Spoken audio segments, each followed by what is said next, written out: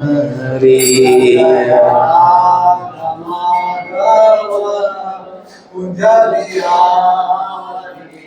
जय राधा माधव कुंज बिहारी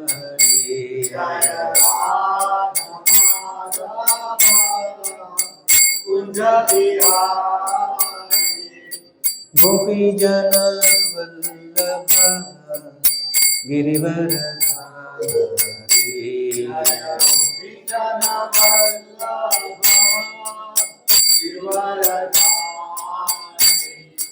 गोपी जन वल्लभ गिरिवरधारी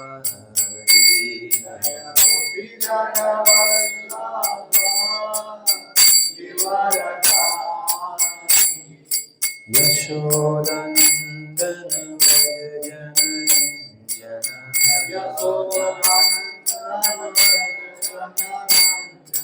यशोदनन्दन व्रज जनरञ्जन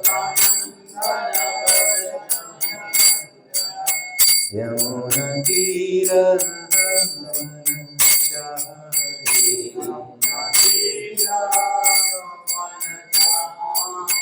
यमुनतीरवनचारी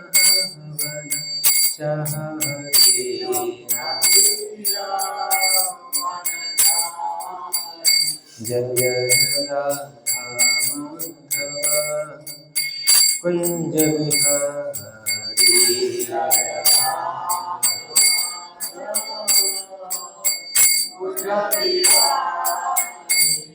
हरे कृष्ण कृष्ण कृष्ण हरे हरे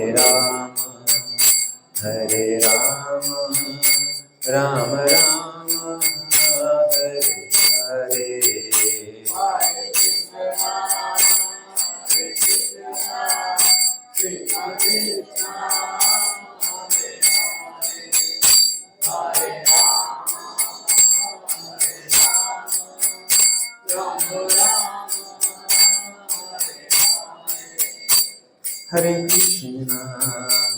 हरे कृष्ण कृष्ण कृष्ण हरे हरे हरे राम राम राम हरे हरे हरे कृष्ण कृष्ण कृष्ण हरे हरे हरे राम राम राम हरे हरे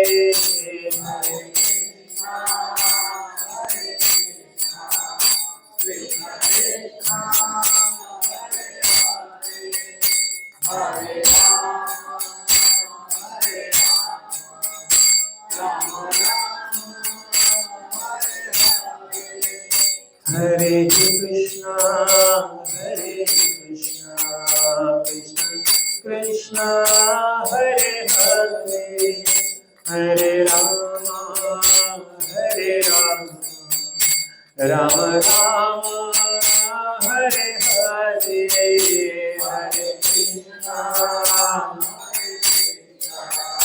कृष्ण कृष्ण हरे हरे राम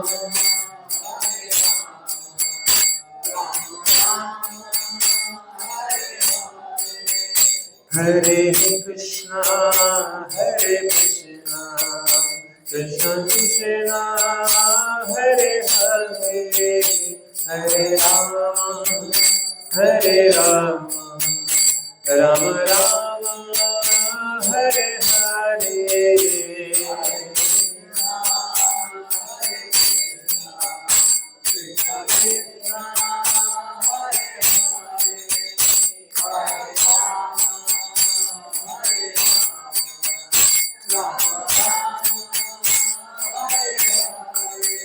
जय राधा गिरिधरे राधे गिरिधरे राधे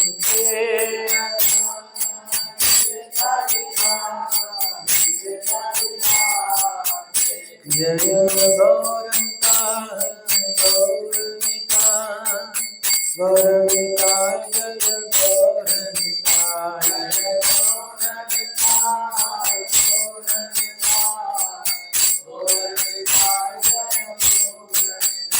जय जय जय प्रभुपाद प्रभुपाद प्रभुपाद जय जय प्रभुपाद जय जय प्रभुपाद प्रभुपाद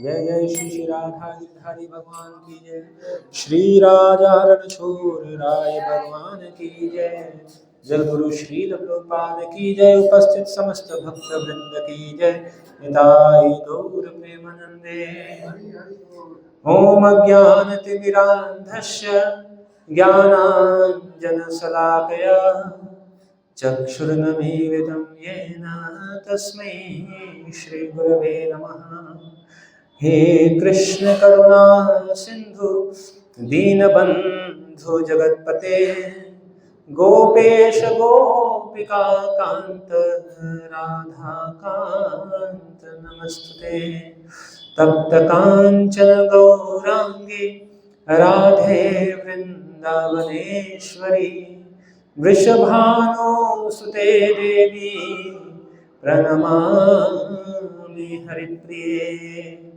वाञ्छाकल्पतरुर्भ्यक्षः कृपा सिन्धुभ्येव च पतितानां पावनेभ्यो वैष्णवेभ्यो नमो नमः नमो महावदन्याय कृष्णप्रेमप्रदायते कृष्णाय कृष्णचैतन्य नाम्ने गौरत्वसे नमः नमः ॐ विष्णुपादाय कृष्णप्रेष्ठाय भूतले श्रीमते भक्तिर्वेदान्त स्वामिने नामिने नमस्ते सारस्वते देवे गौरवाणी प्रचारिणे निर्विशेष शून्यवादी पाश्चात्य देशतारिणे जय श्री कृष्ण चैतन्य प्रभु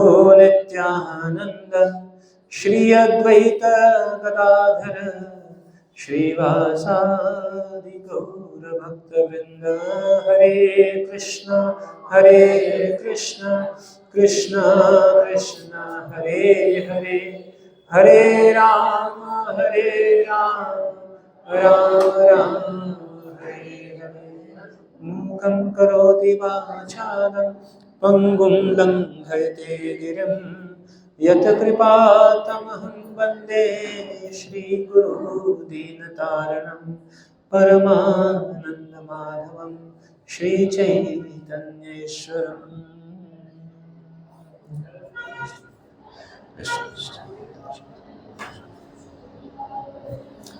हरे कृष्ण। तो श्रीमद्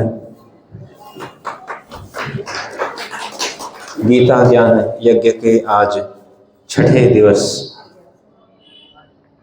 में आप सभी भगवत प्रेमी भक्तों का स्वागत है।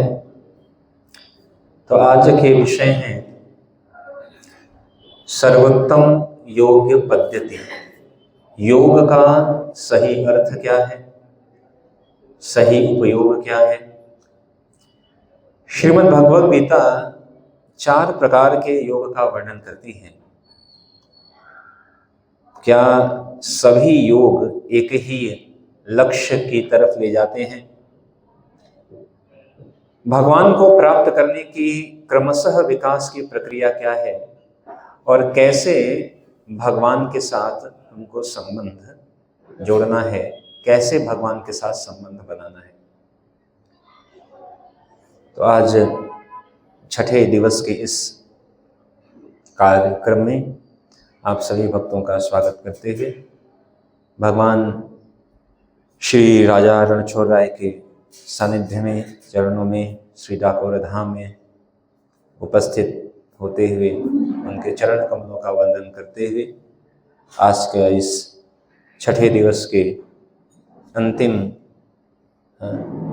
सेशन में आप हम सब बोधयन्तः परस्परम आगे बढ़ते हैं। हरे कृष्ण। तो जब भी योग की बात आती है, जब हम शब्द सुनते हैं योग, तो कई बार हमारे मन में कुछ ऐसे दृश्य नजर आते हैं हमारे मानस पटल पर कि योग का मतलब क्या है। ऐसा लेकिन योग का अर्थ केवल यह नहीं है। यह योग का केवल एक हिस्सा है जिसको कहते हैं आसन। योग का यह केवल एक हिस्सा है जिसे कहा जाता है आसन, योगासन। वास्तविक रूप में इसको कहते हैं योगासन। ठीक है, अलग अलग योगासन है, धनुरासन, भुजंगासन, पद्मासन, इस तरह अलग अलग। तो योग का वास्तविक अर्थ क्या है? योग सामान्य भाषा में अगर हम कहें तो योग का मतलब होता है जोड़ना। छोटी कक्षाओं में पढ़ाया जाता है ना, योग करो, 2 को 3 से योग करो, संख्या 2 संख्याओं को जोड़ो, जोड़ना। तो जोड़ना किसको है?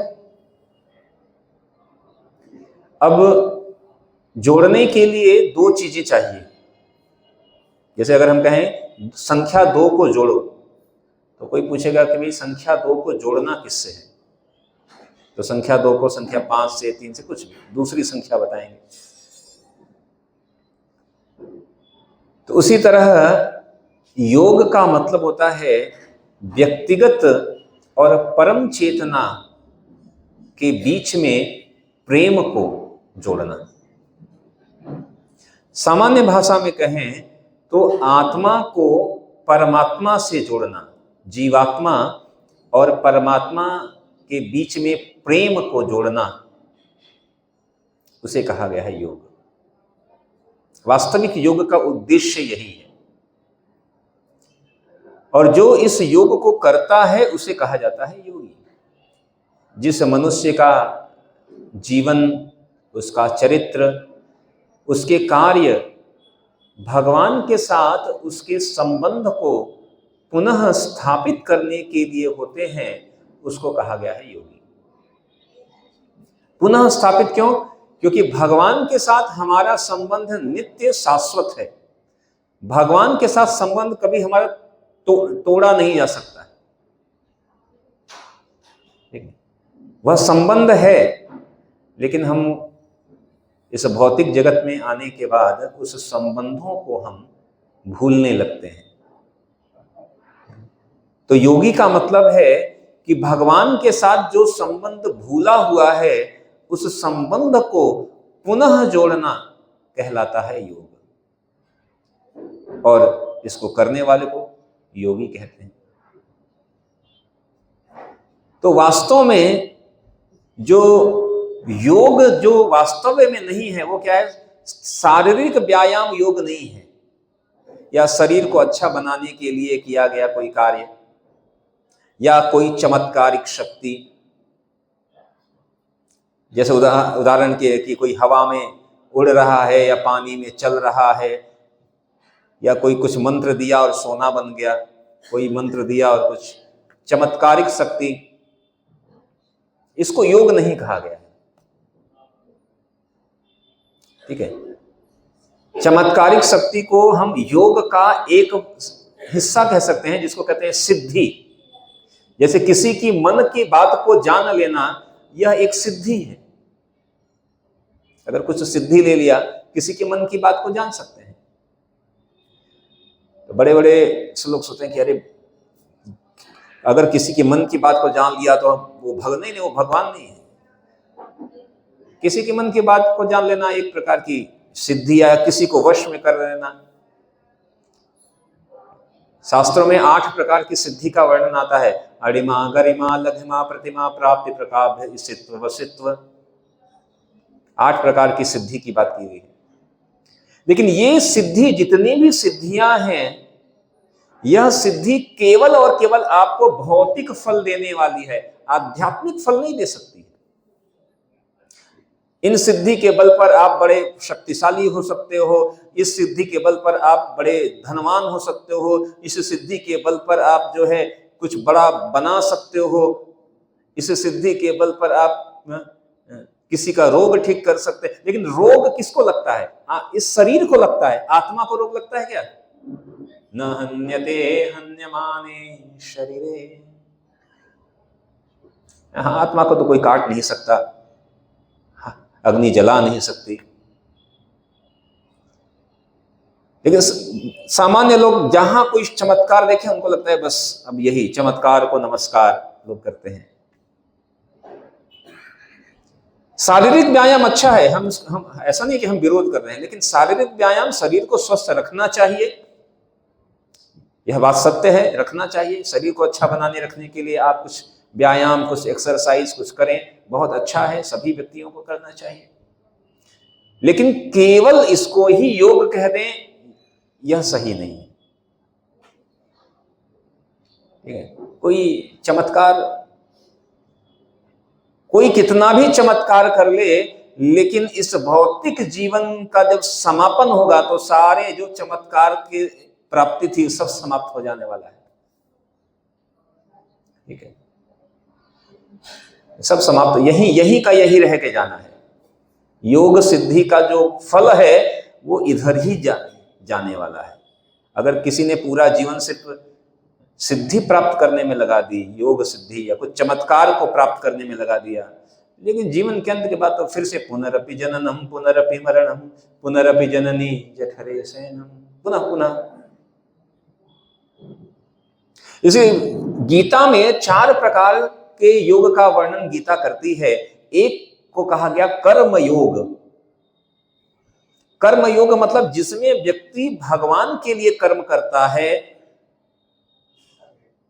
आनुकूल्यस्य संकल्पः प्रतिकूलस्य वर्जनम। भक्ति योग का क्या है कि भगवान के लिए ही कर्म करना। कर्म योग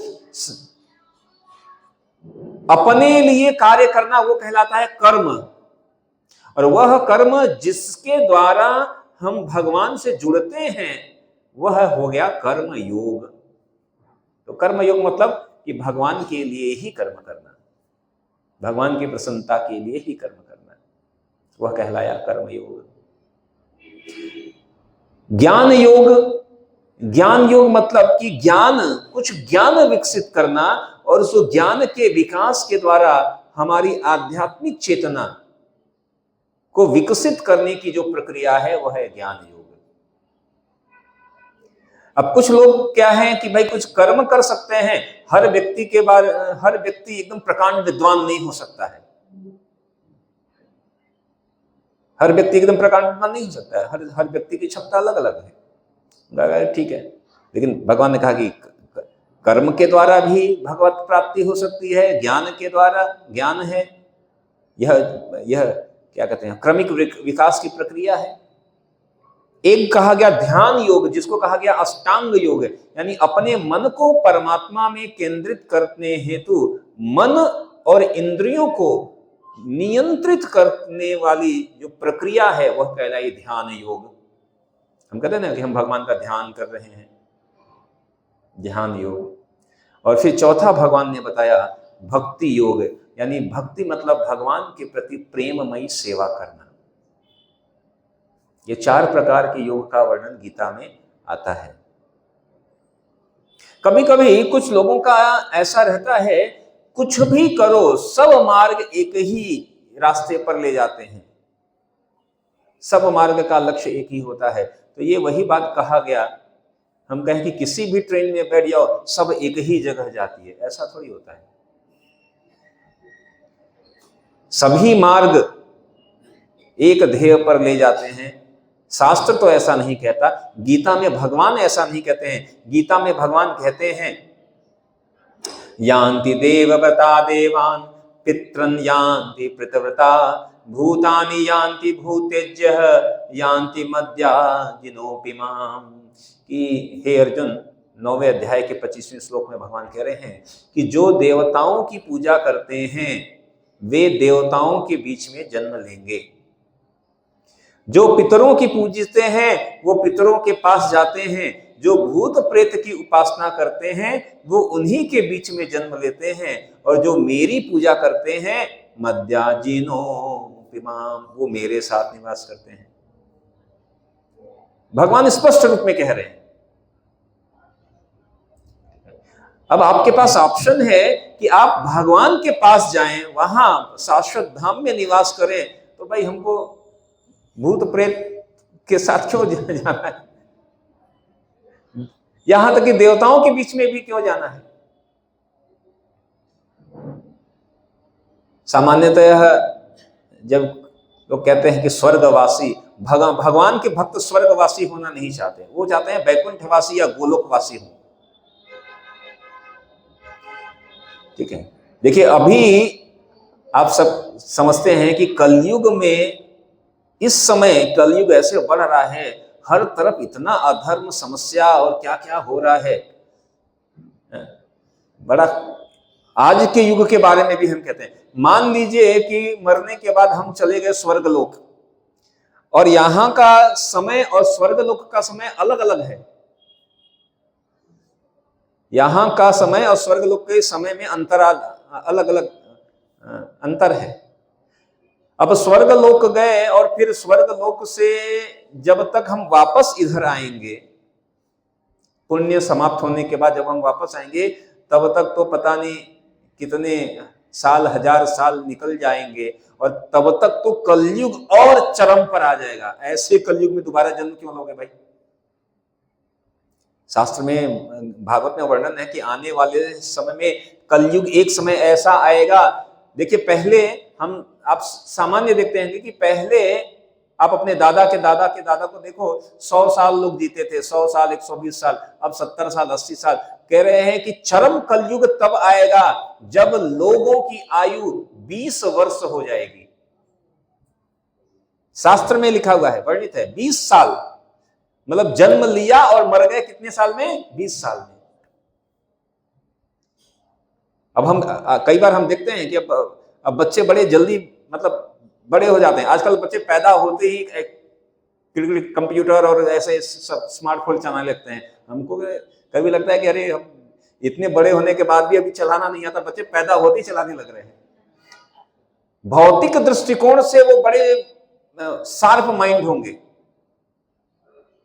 भौतिक चीजों के लिए बड़े, क्या कह सकते हैं, हम कहेंगे कि बड़ा इंटेलिजेंट है, लेकिन आध्यात्मिक दृष्टि से वो एकदम निम्न होंगे। 20 साल की आयु में, 20 कहते हैं कि 20 साल में बच्चा, मतलब व्यक्ति बड़ा होगा, विवाह करेगा, संतान उत्पत्ति करेगा, मर जाएगा। एक ऐसा समय आएगा, क्योंकि ऐसे समय में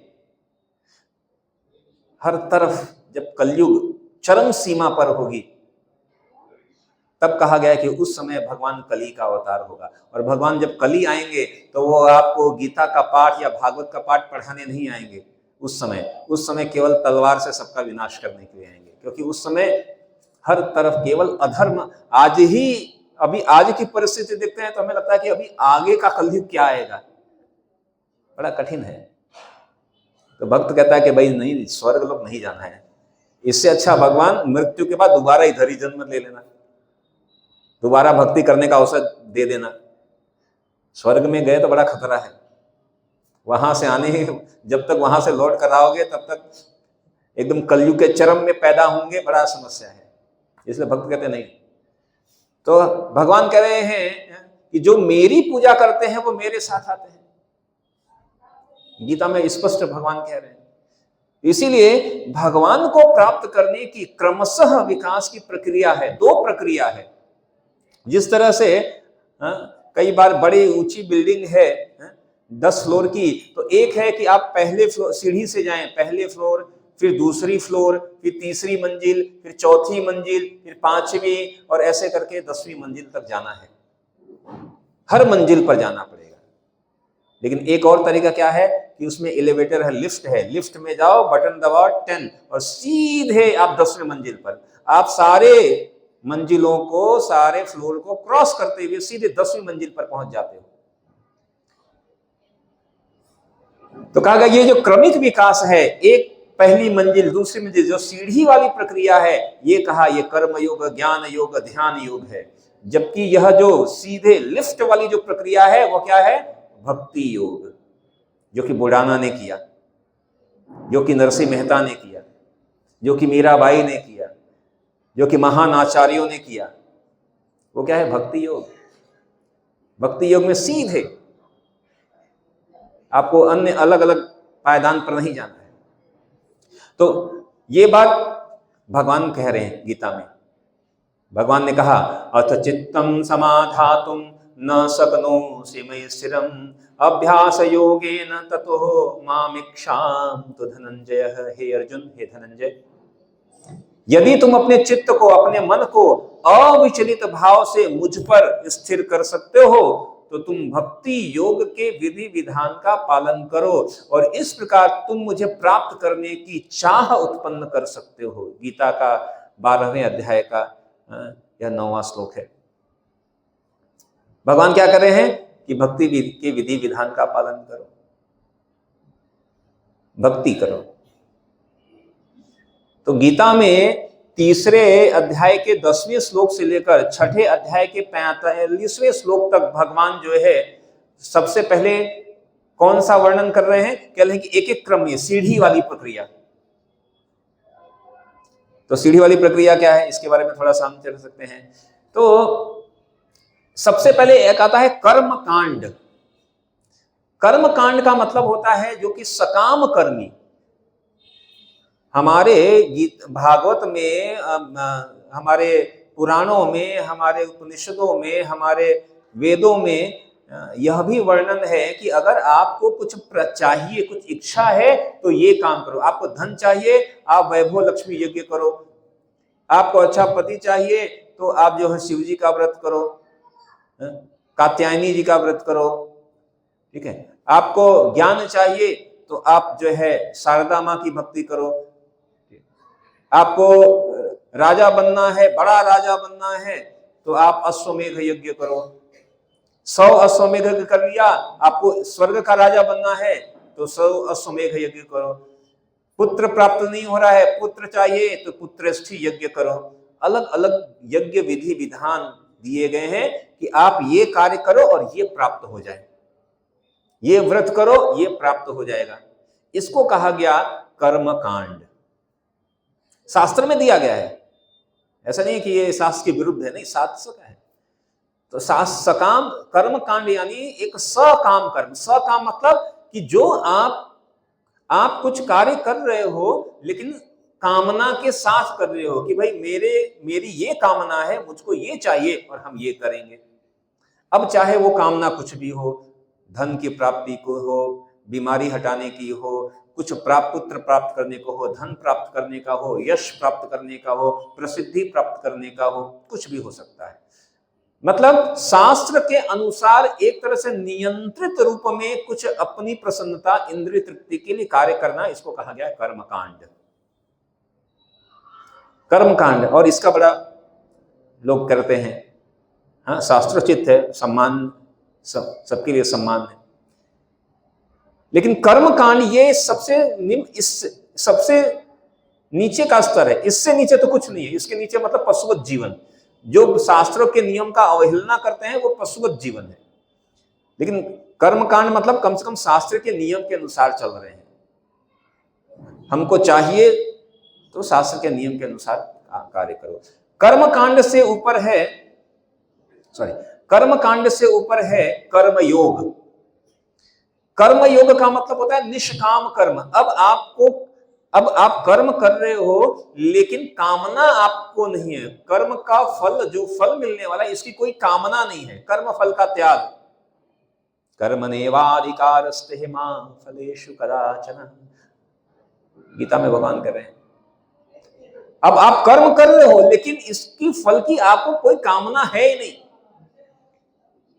किसके लिए कर रहे हो? भगवान आपके लिए कर रहे हैं, भगवान आपकी प्रसन्नता के लिए कर रहे हैं। और जो मिल जाए उससे कोई अपने को समस्या नहीं है। कर्म के फल से आसक्त न होना, यह है कर्मयोग। निष्काम रूपों में कर्म कर रहे हैं। निष्काम मतलब अब आप कार्य कर रहे हैं, अपना कर्तव्य मानकर कर रहे हैं, प्रेम से कर रहे हैं, जो मिला ठीक है, नहीं मिला ठीक है, कोई समस्या नहीं। निष्काम कर्म भगवान के लिए किया गया, वो कहलाया कर्मयोग। यानी कर्म कांड से स्तर 1 हो गया कर्मयोग। और फिर एक स्तर और ऊपर जाएंगे तो हो गया ज्ञान योग। ज्ञान योग का मतलब कि आपने कर्म फल का त्याग यानी निष्काम रूप में कर्म भी किया और साथ ही साथ आपने भगवत ज्ञान को भी प्राप्त किया, भगवत संबंधी ज्ञान, और साथ ही साथ आपने कुछ तपस्या भी शुरू कर दिया। तपस्या मतलब voluntary acceptation of some, like कि आपने स्वेच्छा से कुछ इनकन्वीनियंस, असुविधा को स्वेच्छा से स्वीकार कर दिया है। एक होता है कि नहीं मतलब बाई फोर्स, अभी हमारे पास है ही नहीं। एक है कि भाई हमारे पास खाने को ही नहीं है तो क्या करें, और एक है कि नहीं सब कुछ खाने को है लेकिन आज आपने व्रत रखा है, एकादशी का व्रत रखा है कि आज नहीं खाएंगे, सब 56 व्यंजन है लेकिन आज खाएंगे नहीं, भगवान की प्रसन्नता के लिए आज व्रत रखेंगे। ऐसे व्रत का प्रमुख उद्देश्य खाना या ना खाने से व्रत का कोई संबंध नहीं है। उपवास का मतलब होता है उप मतलब समीप, वास मतलब बैठना, यानी भगवान के समीप बैठना। और क्यों खाने के लिए क्यों मना किया जाता है उपवास में? क्योंकि उद्देश्य यह है कि अधिक से अधिक समय, अब खाना बनाने में समय जाता है तो कहते हैं कि अधिक से अधिक जो समय है एक दिन भगवान की भजन चर्चा में करें। फिर ऐसा नहीं है कि आज हमारा उपवास है और आज हम काम धंधा बंद करके घर पे बैठेंगे, कुछ खाएंगे तो नहीं, या फिर फलहार करेंगे और बैठकर पूरा जो है टीवी सीरीज का पूरा सीरीज खत्म कर लिया। नहीं, वो उपवास ही नहीं रहा। उपवास का मतलब, व्रत का मतलब कि उस दिन आपको भगवान का भजन साधन अधिक करना है, उस दिन शास्त्र का अध्ययन करो, भगवान का चिंतन जिसमें हो वो कार्य अधिक करो, उसको कहते हैं उपवास। खाने से तो ये उद्देश्य सिर्फ ये है कि समय बचा लो। ये तो कई बार तो है कि जिस दिन उपवास है उस दिन अधिक तरह के व्यंजन बन जाते हैं फलहारी में, आलू उबालो, कंदमूल उबालो, केला लाओ, ये लाओ, वो लाओ, दूध लाओ, ऐसा लाओ। समय क्या पता कि जिस दिन एक दिन तो रोटी सब्जी बना के छुट्टी हो गया, उस दिन तो सुबह से शाम तक बना ही रहे हैं साबूदाने का बड़ा, आलू का बड़ा और क्या क्या, फिर वो उपवास नहीं रहा। उपवास का उद्देश्य खाने से संबंधित इसलिए है, अन्यथा कोई बहुत नहीं है। शास्त्र तो ये कहता है कि अगर आपको खाकर भगवत भक्ति की चेतना अच्छी हो रही है तो खाकर रहो, जरूरत नहीं है कि आप अन्न छोड़कर करो। महत्वपूर्ण उद्देश्य है भगवान का स्मरण, अब वो खाकर हो या बिना खाकर। तो ज्ञान योग में क्या है कि कर्म फल का भी त्याग कर रहे हैं, भगवान की प्रसन्नता के लिए कर्म कर रहे हैं, फिर ब्रह्म का दार्शनिक ज्ञान भी प्राप्त हो गया है और कुछ तपस्या भी करने को तैयार हो गए हैं। ये हो गया ज्ञान योग। अब एक स्तर और ऊपर जाएंगे तो हो गया ध्यान योग। ध्यान योग में क्या है? कर्म फल का भी त्याग, ज्ञान भी अर्जित कर रहे हैं। अब अष्टांग योग के द्वारा मन और इंद्रियों को और नियंत्रित कर रहे हैं। मन को भी नियंत्रण करना है, इंद्रियों को भी नियंत्रित करना है। हृदय के अंदर परमात्मा का हम ध्यान करते हैं, वह है ध्यान योग। और चौथा भगवान ने बताया कि भक्ति योग। भक्ति योग में आपको क्या करना है? कुछ नहीं। ये सब अभी तक जितना बताया 1 2 3 जगह, ये सब हटा दो। आपको सिर्फ एक काम करना है भक्ति योग में, केवल भगवान के साथ प्रेम करना है और उनकी सेवा करनी है। That's it. केवल भगवान के साथ प्रेम करना है और सेवा करनी है, इसको कहा गया भक्ति योग। प्रेममयी भक्ति, प्रेममयी सेवा। और इसीलिए भगवान ने कहा कि यह जो भक्ति योग है ये बड़ा आसान है। अब जैसे ये कर्म कांड, यज्ञ इत्यादि ये हमने बताया। अभी हम ये जो ध्यान योग है इसके बारे में हम थोड़ा सा बात कर रहे हैं कि ध्यान योग बड़ा आसान नहीं है, बड़ा कठिन है। गीता में भगवान ने कहा शुचौ देशे प्रतिष्ठाय स्थिरमासनात्मनः नात्युच्चितं नाति नीचं चैलाजिन कुशोत्तरं तत्रैकाग्रं मनः कृत्वा यच्चिन्द्रियक्रियाः उपविश्यासने युज्यात् योग। मतलब कहने का मतलब भगवान ने क्या बताया कि आपको अगर अष्टांग योग करना है, ध्यान योग करना है तो एकांत में जाओ। आज के लिए सबसे बड़ा चैलेंज क्या है? एकांत कहीं नहीं है। पहले कहा था कि जंगल में जाओ, आजकल तो जंगल ही नहीं बचा। अभी घर में भी आप एकांत थोड़ी देर बैठेंगे तो फिर व्हाट्सएप का नोटिफिकेशन आ जाएगा, टिंग टोंग, मैसेज बजने लगेगा, देखिए मैसेज आया कि नहीं। हजारों हजारों साल पहले अर्जुन ने क्या कहा? चंचल ही मनः कृष्ण प्रमाद बलभद्रणम। ये मैं दिखाने में जा रहा हूं। अष्टांग योग के बारे में भगवान ने कहा कि एकांत पवित्र जगह पर जाओ, पूर्ण ब्रह्मचर्य का पालन करो। 5000 साल पहले अर्जुन कहते हैं कि हमारे लिए भगवान बड़ा कठिन है, ये मन को वश में करना बड़ा कठिन है। कब? अर्जुन कह रहे हैं। वो अर्जुन जो कहते हैं भगवान मेरे पास ये जो गांडीव है, हवा चल रही है ना, तो हवा का रुख बदल दूं मैं। आज के पास कोई ऐसी इंजीनियरिंग नहीं है कि हवा का रुख बदल दे। अर्जुन के पास इतनी शक्ति थी। वास्तविक रूप में अर्जुन का मन चंचल नहीं था, हमारे लिए वो बोल रहे हैं चंचल ही मनः कृष्ण प्रमाद बलभद्र। भगवान मन बड़ा चंचल है। आप कह रहे हो कि मन को नियंत्रित करो, ये सबसे बड़ा कठिन है। और ऐसे समय में अर्जुन कह रहे हैं कि आपने ये सब ध्यान योग ये सब बताया, मेरे लिए बड़ा कठिन है इसको कर पाना। कौन कह रहा है? अर्जुन। वो अर्जुन जब एक बार वह स्वर्गलोक में गए थे, अज्ञातवास के समय स्वर्गलोक में गए थे, वहां पर स्वर्गलोक की सबसे सुंदर स्त्री जो अप्सरा है, ठीक है, उर्वशी, उन्होंने अर्जुन को प्रपोज किया कि आप मेरे साथ विहार किए। अर्जुन ने कहा कि आप मेरी मां हैं। क्यों? क्योंकि आप हमारे पूर्वज में जो पुरुरवा हुए थे, आप उनकी पत्नी बनी थी, तो आप तो हमारी मां हुई। तो बाद में उन्होंने क्रोधित होकर उनको श्राप दे दिया कि जाओ तुम अपना पुरुषत्व खो बैठोगे। लेकिन भक्त के लिए श्राप भी आशीर्वाद बन जाता है।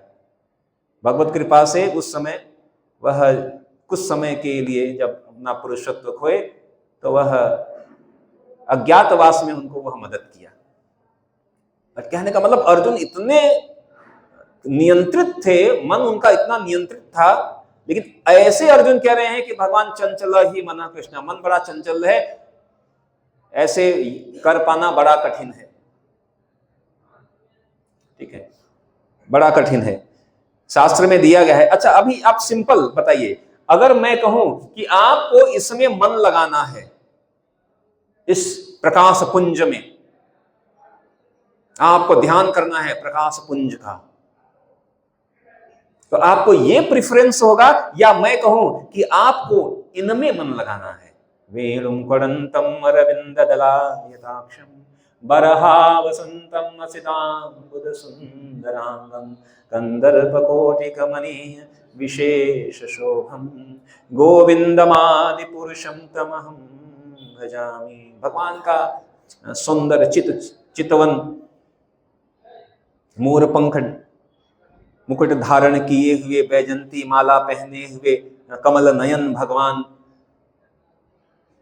अब इस सौंदर्य को देखकर हमारा मन मोहित होगा, या हम कहेंगे कि हमारा मन इसमें मोहित हो रहा है? कठिन है, यहां पर ध्यान लगाना कठिन है। हम ये नहीं कह रहे हैं कि लग नहीं सकता, बड़ा कठिन है। लेकिन जब हम भगवान का देखेंगे रूप सौंदर्य का पान कर रहे हैं, आप मित्रता किससे करोगे? क्या मैं मित्रता प्रकाश से मित्रता करता? नहीं, आप कहोगे नहीं मेरे को प्रकाश नहीं, प्रकाश नामक एक व्यक्ति से मित्रता करना अच्छा लगेगा जो आपसे पूछेगा केम छो, जो आपके साथ घूमेगा, जो आपके साथ प्रसाद खाएगा, जो आपकी सुनेगा या जो अपनी सुनाएगा। संबंध बनाने के लिए एक व्यक्ति चाहिए, व्यक्तित्व, ठीक है, एक साकार व्यक्तित्व चाहिए। तो यहां पर अर्जुन ने यह बात कही ध्यान योग के बारे में। श्लोक बता रहा हूं, अर्जुन ने क्या कहा जब भगवान ने बताया कि हे अर्जुन, आप इस पर ध्यान करो, प्रकाश पुंज पर बैठे रहो और मन कहीं मत लगाओ, और केवल मन हर जगह केवल आप ध्यान चित्त लगाओ। अर्जुन ने कहा बड़ा कठिन है।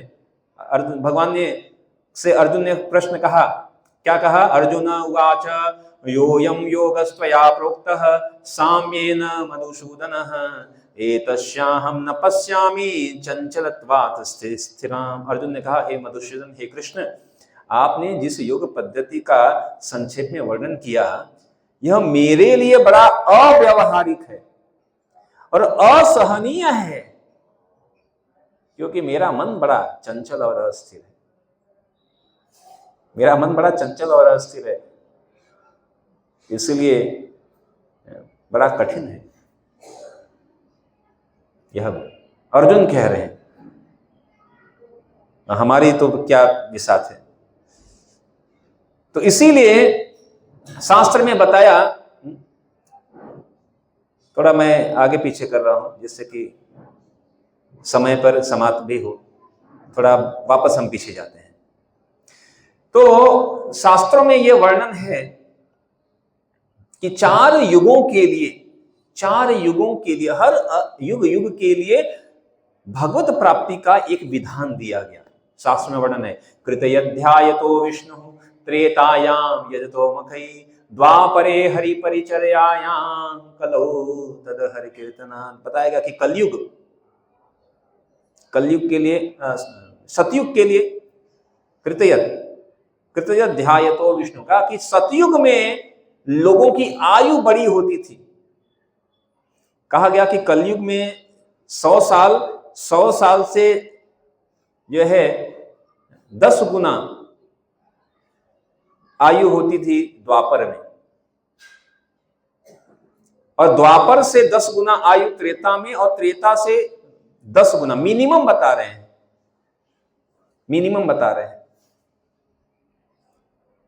तो पहले जैसे हम पढ़ते हैं, कई बार शास्त्रों में पढ़ते हैं, विश्वामित्र ने 60,000 साल तक तपस्या किया।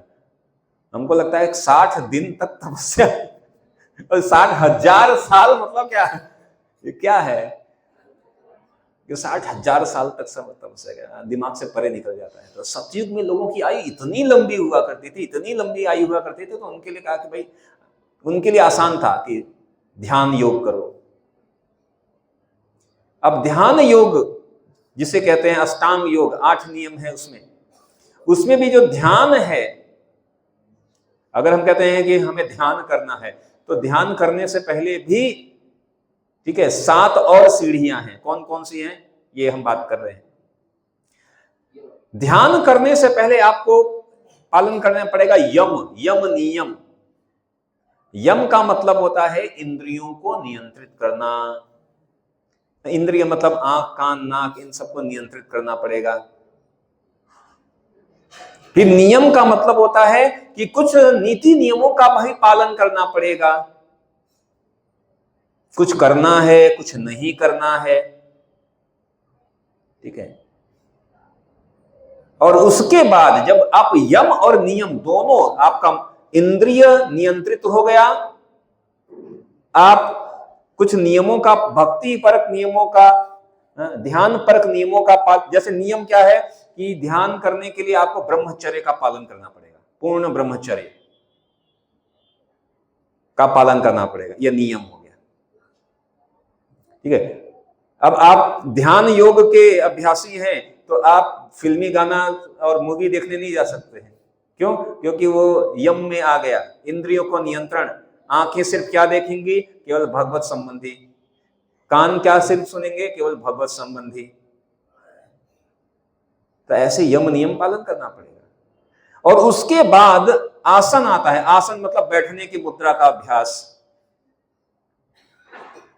आपने एक बार ऐसे पालथी मारी, अब जैसे मान ले हम आपको कहें कि अब जब तक मैं यह वक्तव्य दूंगा आप लोग जहां जैसे बैठे हैं वैसे ही बैठेंगे, हिलेंगे नहीं। अगर कोई ऐसे है तो ऐसे ही रहेगा, ऐसे नहीं हो सकता है। बच्चे खेलते हैं ना स्टेच्यू, ऐसा आप स्टेच्यू हो जाओ। पहले ऐसा होता था, एक बार ऐसे पद्मासन लगाया कितने सालों के लिए? 10,000 सालों के लिए। एक पैर पे खड़े हुए तो कितने के लिए? 20,000 सालों के लिए। अगर मैं कहूं केवल 20 मिनट तक आप जैसे हैं वैसे ही खड़े रहें, ऐसे हैं तो ऐसे ही रहें, ऐसे नहीं होना है, बस खत्म। 20 मिनट क्या, 2 मिनट हमारे लिए कठिन है। ध्यान करने से पहले यह अभ्यास करना पड़ेगा, बैठने की मुद्रा का अभ्यास। प्रैक्टिकल हमारे लिए तो संभव नहीं है। 2 मिनट में हमारे पैर ऐसा करना पड़ता है, फिर ऐसे करना पड़ता है, फिर कमर ऐसे करना पड़ता है। फिर चौथा आता है प्राणायाम, यानी श्वास नियंत्रण करना। जो प्राण वायु है, उसी प्राणायाम में से एक प्राणायाम है अनुलोम विलोम। हम करते हैं ना, अनुलोम विलोम का उद्देश्य क्या है कि अंदर की जो श्वास, जो प्राण वायु है उसको नियंत्रित करना। और हमारे शरीर में और भी प्राण वायु है, ठीक है, अलग अलग प्रकार के प्राण वायु हैं। तो प्राणायाम एक बड़ा वृहद प्रक्रिया है, उसके द्वारा जब प्राण वायु को नियंत्रण करते हैं तो उससे मन थोड़ा एकाग्र होता है। प्राणायाम का उद्देश्य क्या है? मन को एकाग्र करना।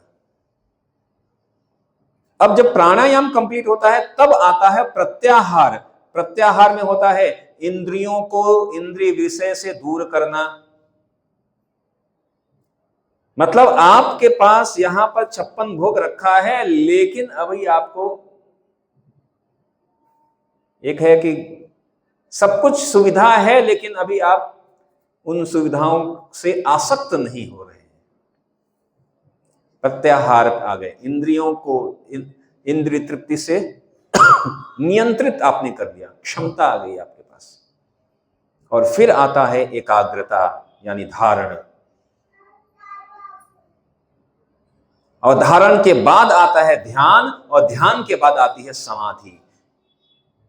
ये ऐसी स्थिति है कि आप एक बार बैठ गए, जैसे ठीक है, वाल्मीकि जी जब ध्यानस्थ हो गए, उनके शरीर पर चींटियों ने घर बना लिया। अब आप ध्यान में बैठे हैं और एक मच्छर आ जाए,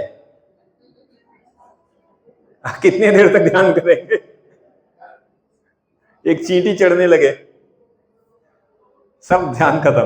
तो ध्यान तो छोड़ो, बड़े ध्यान की स्थिति ऐसी होती है जब परीक्षित महाराज जब गए उपवन में, तो वहां पर जो है ऋषि बैठे हुए थे ध्यान में, उनको सांप की माला पहना दिया, उनको पता ही नहीं चला। ध्यान में क्या है, व्यक्ति भौतिक दृष्टि से निकल जाता है। यहां तक कि ध्यान की समाधि की उच्च अवस्था में व्यक्ति श्वास भी बंद कर देता है, श्वास लेना बंद कर देता है। हमारे लिए ये सब तो ध्यान समाधि तो छोड़ दो, पहले यम नियम भी हमारे लिए, वहां पर ही हम फेल हो जा रहे हैं। तो पहले जब इतना हजारों साल उम्र हुआ करता था सतयुग में, तो कहा कि सतयुग के लिए ध्यान अच्छा है, समय भी है अब हमारे पास, आप कर लो, 1-2 दिन नहीं, 10 साल, 10,000 साल कर लो, 20,000, आपकी उम्र ही 100,000 साल है, तो उसमें आपने 10,000 साल कर लिया तो मतलब क्या? अभी तो उम्र ही 70 साल 80 साल है, उसमें कहां से ध्यान कर पाएंगे? समाधि तक आने आते हैं तो गए। तो शास्त्र ने कहा कृतयध्याय तो विष्णु, बड़ा कठिन है ध्यान करना। फिर आया त्रेतायाम यजतो मुखी, त्रेता युग में कहा कि यज्ञ करना, यजतो मुखई स्वाहा, अग्निहोत्र यज्ञ की बात की गई कि त्रेता युग में अग्निहोत्र यज्ञ हुआ करते थे। आज भी यज्ञ किया जाता है कई जगहों पर, कई जगहों पर आज भी यज्ञ करते हैं, लेकिन यज्ञ के द्वारा सीधे भगवत प्राप्ति हो जाए, ये त्रेता युग में हुआ करता था कि आपने यज्ञ किया और यज्ञ से साक्षात यज्ञ भगवान प्रकट हो गए। तो शास्त्र में दिया है यज्ञ करने के लिए 3 चीजें बड़ी बड़ी महत्वपूर्ण हैं। एक है पुरोहित, पुरोहित मतलब जो यज्ञ कराएगा, दूसरा है यजमान जिसने यज्ञ का व्यवस्था किया है, जिसके लिए यज्ञ किया जा रहा है, और तीसरा है यज्ञ की सामग्रियां।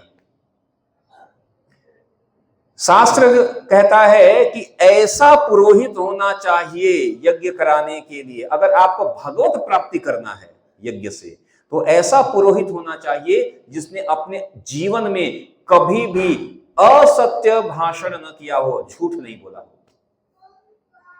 आप किसी पुरोहित से पूछिएगा, आपने कभी झूठ बोला है? इंक्लूडिंग आवरसेल्फ, हमने कितने बचपन में झूठ बोले होंगे। शास्त्र देता है यजमान के लिए दिया गया है कि वह यजमान जो कि पूर्ण रूप में, जिसका मन हृदय पूर्ण रूप से जो है शुद्ध हो, यानी पुरोहित शुद्ध होना चाहिए, यजमान शुद्ध होना चाहिए। अब हम आते हैं सामग्री के लिए। पहली बात कि आजकल यज्ञ की पूर्ण सामग्री कहीं उपस्थित ही नहीं है। सिंपल ही बात, हम कहे कि घी लाओ भाई, घी, शुद्ध घी। आप मार्केट में जाइए, कहे गाय का शुद्ध घी चाहिए, पूछेंगे 500 रुपए किलो वाला दे या 2500 रुपए किलो वाला। 500 से 2500 रुपए का हर जगह शुद्ध घी ही लिखा है। आजकल शुद्ध बड़ा कठिन है क्या कि आज इस समय शुद्ध केवल एक ही है, वह है भगवान का नाम। हवा भी शुद्ध नहीं रही, जल भी शुद्ध नहीं रहा, केवल भगवान का नाम ही शुद्ध बचा है और कुछ नहीं।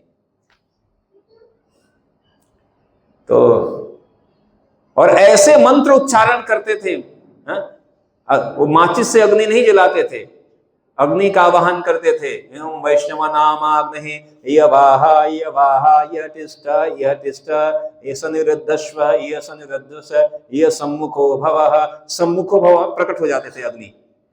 ऐसा मंत्र उच्चारण करते थे, अग्नि प्रकट हो जाती थी। और फिर ऐसा जब यज्ञ होता था, पूर्ण हृदय शुद्धता के साथ, मंत्रोच्चारण की शुद्धता के साथ, सामग्रियों की अतुलनीय शुद्धता के साथ, तब जाकर उस शुद्धतम यज्ञ से भगवान प्रकट होते थे, भगवत प्राप्ति हुआ करती थी। आजकल के लिए आज भी यज्ञ होते हैं, हम यज्ञ का विरोध नहीं कर रहे हैं, हमारे यहाँ भी होता है, लेकिन उस यज्ञ के द्वारा सीधे भगवत प्राप्ति हो जाना बड़ा कठिन है। क्यों? क्योंकि सब अशुद्धता है।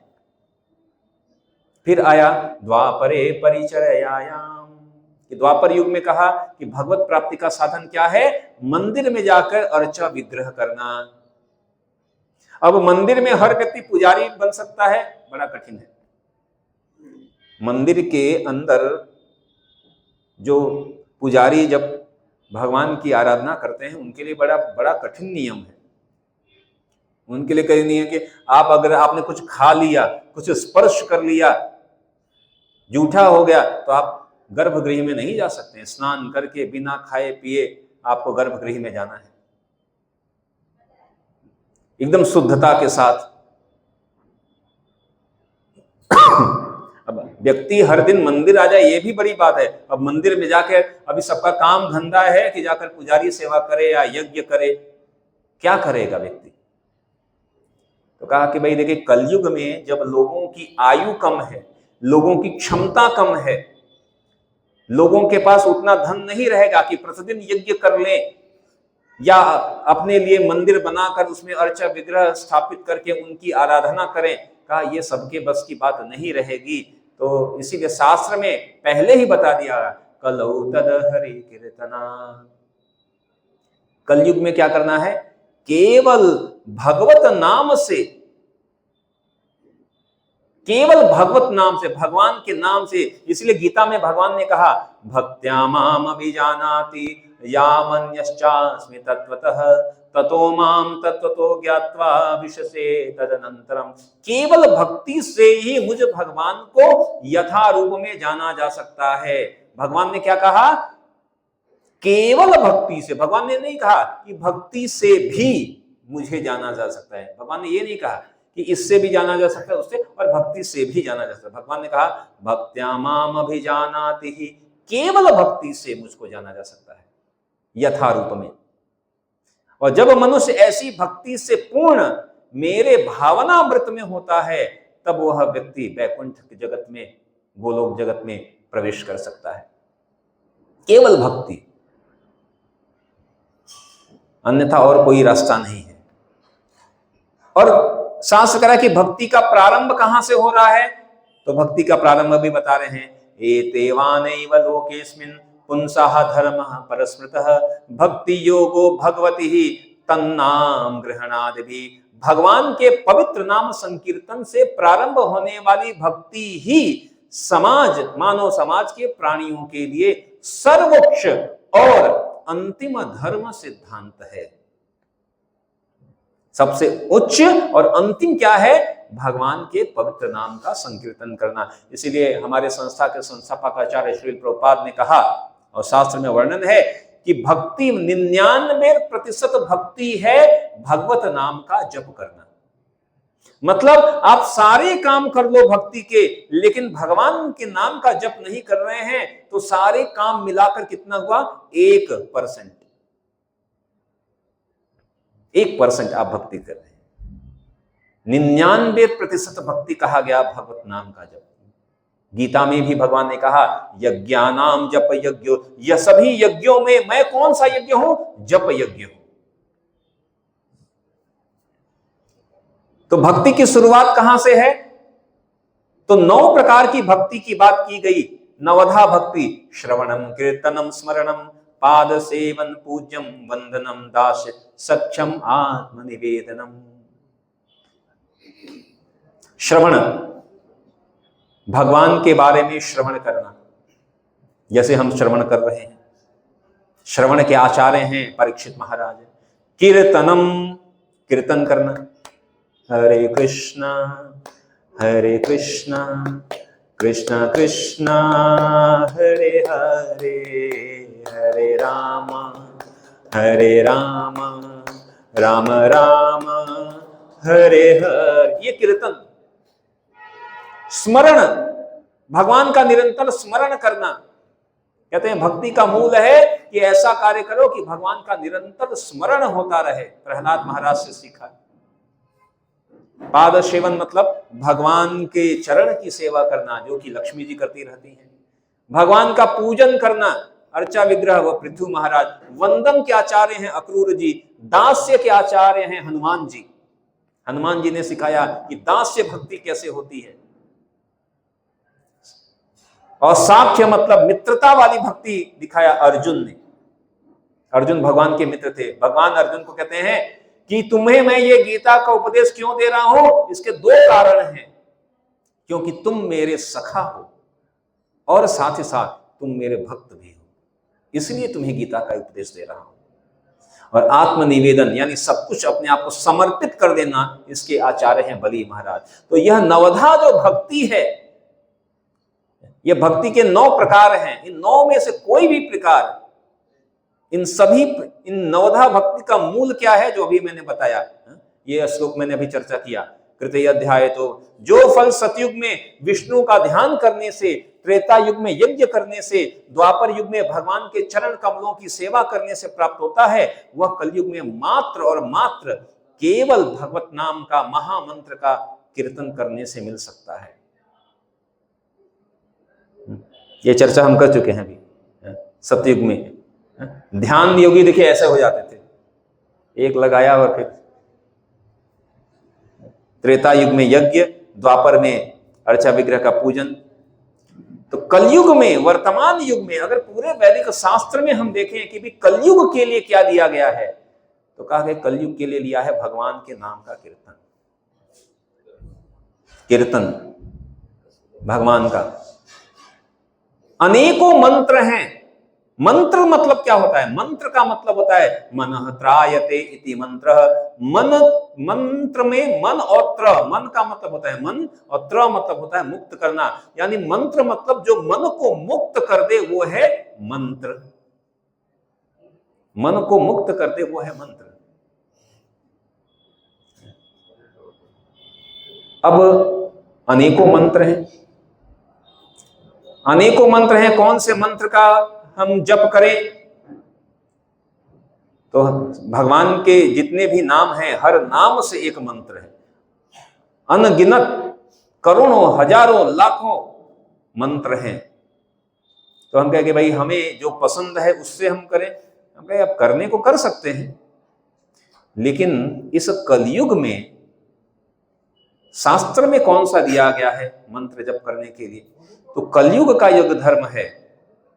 देखिए कलयुग में बताया गया, हरिर नाम हरिर नामैव केवलम कलो नास्तेव नास्तेव नास्तेव गतिरन्यथा। इस कलह और दंभ के युग में अगर आपको मोक्ष प्राप्त करने का एकमात्र साधन है तो वह है भगवान के पवित्र नाम का कीर्तन करना, पवित्र नाम का कीर्तन करना, पवित्र नाम का कीर्तन करना। कोई अन्य उपाय नहीं है, कोई अन्य उपाय नहीं है, कोई अन्य उपाय नहीं है। 3 बार किसी चीज की पुनरावृत्ति मतलब पक्का कर देना। इसलिए हमारा एक पंथ है जहां पर बोल दिया कबूल है 3 बार तो कबूल हो जाता है और 3 बोल दिया तलाक 3 बार तो खत्म। तो 3 बार मतलब कि अगर आपने कर दिया बड़ा, तो यहां पे बोला गया कि देखो हरि का नाम, हरि का नाम, हरि का नाम 3 बार बोला गया। ठीक है, मतलब और कोई नहीं कि नहीं किसी और का, हरि का नाम भी, इनका भी नाम, उनका भी नाम, नहीं कहा हरि का नाम, हरि का नाम, हरि का नाम केवलम, केवल। और फिर यह भी बताया गया कलयुग के लिए, कलो, कलयुग में न अस्ति न अस्ति न अस्ति। कलयुग में, विशेष रूप से कलयुग में नहीं है, नहीं है, नहीं है, अन्य और कोई रास्ता नहीं है भाई। कलयुग में केवल हरि का नाम, हरि का नाम, हरि का नाम ही आपको भगवत नाम ही जप करना पड़ेगा। बृहद नारदी पुराण में यह बात कही गई। 3-3 बार कहने का मतलब कितना स्ट्रेस दे रहे हैं कि नहीं यस यही यही यही और कुछ नहीं। और कलयुग का चल रहा है हरे कृष्ण कृष्ण कृष्ण हरे हरे, हरे राम राम राम हरे हरे। इति षोडशकम नाम कली कल्मषनाशनम नातः परतरोपायः सर्ववेदेषु दृश्यते। कली संतरण उपनिषद में 9-10 में लिखा है कि यह जो मंत्र है इति षोडशकम नाम, 16 नाम का, ठीक है 16 नाम। देखिए पहली लाइन में हरे कृष्ण 4 हो गए, कृष्ण कृष्ण हरे हरे 4 यानी 8 हो गए। फिर अगले लाइन में हरे राम 4 हो गए, राम राम हरे हरे 4, यानी ऊपर 8 नीचे 8 यानी 16 नाम वाला। यह 16 नाम वाला इति षोडशकम नामनः कली कलमस नाशनम। ऐसा नहीं है कि ये हमने बना दिया है श्लोक, नहीं, कह रहे कलयुग में, कलयुग में कलमस को मिटाने वाला यह जो मंत्र है, मंत्र अनेक हैं, इसको कहा गया महामंत्र। आप पूरे वैदिक शास्त्र में देखिए महामंत्र कहां लिखा गया है, कहा कि ये महामंत्र है जो कि सभी वेदों में नातः, फिर से कहा गया नातः परतरोपायः, इसके अलावा अन्य कोई उपाय नहीं है। सर्ववेदेषु दृश्यते, सभी वेदों का यह एकमात्र उपाय है, सभी वेदों में यह कहा गया है। तो मंत्र अनेक हो सकते हैं, मंत्र अनेक हो सकते हैं, लेकिन यह मंत्र कलयुग के लिए क्या है? हमने कहा भाई हमारे लिए क्या है? कलयुग के लिए सतयुग में चलता था ओम नमो भगवते वासुदेवाय, अष्टाक्षरी मंत्र। आज भी हम कर सकते हैं, हम ऐसा नहीं करें कि नहीं आप वो नहीं कर सकते हैं, लेकिन शास्त्र में कलयुग के लिए कहा गया इति षोडशकम नामनः। और इस मंत्र की विशेषता क्या है? इस मंत्र में जो हरे शब्द है, हरे का मतलब होता है वह श्रीमती राधा रानी। जैसे राधा शब्द को जब हम पुकारते हैं, ठीक है, तो पुकारते समय राधा को हम बोलते हैं राधे। ऐसे हरा नाम है भगवान की आह्लादनी शक्ति श्रीमती राधा रानी का, पुकारते समय हो जाता है हरे। तो इस मंत्र में 16 में आप देखिए कि 8 बार श्रीमती राधा रानी का नाम आ रहा है और 8 बार भगवान का नाम आ रहा है, और इसमें केवल नाम ही नाम है। 16 बार, एक मंत्र में 16 बार नाम का जप करते हैं। और इस तरह आपने 108 बार किया और ऐसा 16 बार जप किया तो एक बार में 27,000, या अगर एक बार भी नाम का जप किया, एक माला जप किया तो 108 मल्टीप्लाई 16, इतना नाम का जप एक माला में हो जाएगा आपका। तो कलयुग का विशेष धर्म, श्रीमद् भागवतम में भी ये बात कहा गया, कलिरे दोष निधे राजन अस्ति है एक महान गुणः कीर्तनादेव कृष्णस्य मुक्त संगः परम व्रजेत। भागवत में 12वें अध्याय के 12वें स्कंद के 3रे अध्याय के 91वें श्लोक में कहा गया कि यह कलयुग दोषों का खजाना ही खजाना है, लेकिन इसका एक महान गुण है। परीक्षित महाराज को जब कलयुग मिला तो परीक्षित महाराज ने कलयुग को कहा अब मैं तुमको मार दूंगा, क्योंकि कलयुग ने क्या कर रहे थे, वो गाय को मार रहे थे, बैल को मार रहे थे। तो परीक्षित महाराज ने कहा मेरे राज्य में रहते हुए तुम गोवंश को कैसे मार सकते हो? तुरंत तलवार निकाल लिया परीक्षित महाराज ने। तो कलयुग जो पर्सनल जो व्यक्तित्व कलयुग था वह परीक्षित महाराज के चरण में गिर गया। कहा कि देखिए ये भगवान की योजना है कि हर युग के बाद युग बदलता है, तो कलयुग का आना, मेरा आना, ये एक तो भगवान की योजना है। दूसरा, अब मैं आपकी शरण में हूं, अब आपकी शरण में हूं तो शरणागत की रक्षा करना भी आपका कर्तव्य है। परीक्षित महाराज ने कहा नहीं, तुम ऐसे हमारे राज्य में नहीं रह सकते हो। कहा कि कुछ तो जगह दो। तो परीक्षित महाराज ने कहा कि मैं आपको 4 स्थान देता हूं, 4 स्थान में जाओ, वहां पे रहो। कलयुग ने कहा कौन? कहा कि वहां जाओ जहां पर मांस भक्षण हो रहा हो, मांसाहार हो रहा हो, वहां जाओ, वहां निवास करो। जहां पर जुआ खेला जा रहा है वहां निवास करो। जहां पर अवैध संबंध, स्त्री पुरुष संबंध हो रहा है वहां निवास करो। और जहां पर लोग जो है नशा पान कर रहे हो वहां जाकर निवास करो। कलयुग कहा बहुत धन्यवाद, गया, फिर घूम के आया। कहा कि महाराज आपके पूरे राज्य में ऐसी जगह कोई है ही नहीं। आपके राज्य में कोई अवैध संबंध नहीं बनाता, कहीं जुआ नहीं खेला जाता, कहीं पर मद्यपान, कोई नशा पान नहीं होता है, कहीं पर मांसाहार भक्षण होता ही नहीं है आपके संपूर्ण राज्य में, कहां जाऊं? तो महाराज परीक्षित ने कहा ठीक है, तुमको एक और स्थान देते हैं। कहा जहां पर अनीति पूर्वक धन का संचय किया जा रहा हो वहां पर भी जाओ, निवास करो। जहां पर अनीति पूर्वक धोखाधड़ी करके धन का कुछ संचय, स्वर्ण चांदी इत्यादि का, वहां जाकर निवास करो। तो कलयुग को 1-2 स्थान मिल गया। तो परीक्षित महाराज उनको मारने वाले थे, लेकिन शास्त्र कहता है कि परीक्षित महाराज ने जान लिया। क्या जान लिया? उन्होंने कहा कि देखो कलयुग में हर तरफ दोष ही दोष हैं, लेकिन एक गुण क्या है? एक अस्ति है एक महान गुण है कीर्तनादेव कृष्णस्य। भगवान कृष्ण के नाम का कीर्तन मात्र करने से मुक्त संगः परम व्रजेत, मुक्त हो सकते हैं केवल कीर्तन मात्र से। कुछ नहीं आपको आता।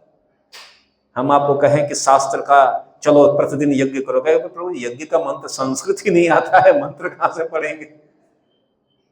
पढ़े लिखे भी नहीं है, पढ़ाना नहीं आता। एक दिन पहले एक माता जी कह रही थी कि हमें पढ़ना नहीं आता। हमने कहा अच्छा है नहीं आता, केवल भगवत नाम का जप कर लो, इसके लिए कुछ पढ़ने लिखने की जरूरत नहीं है। ये भगवत नाम का जप आप अगर आपने कर लिया तो गीता में भगवान ने कहा यज्ञानाम जप यज्ञोष्मी, सभी यज्ञों में सबसे बड़ा यज्ञ कौन सा है? जप का। अब इस भगवत ये नाम जप की महिमा क्या है? एक बार क्या हुआ कि कहते हैं भगवान का नाम भगवान से भी बड़ा है। एक बार भगवान राम अपनी सभा में बैठे हुए थे। एक व्यक्ति था, संक्षेप में कथा बता रहे हैं कि एक व्यक्ति था, उसने भगवान राम के चरणों में कुछ अपराध कर दिया।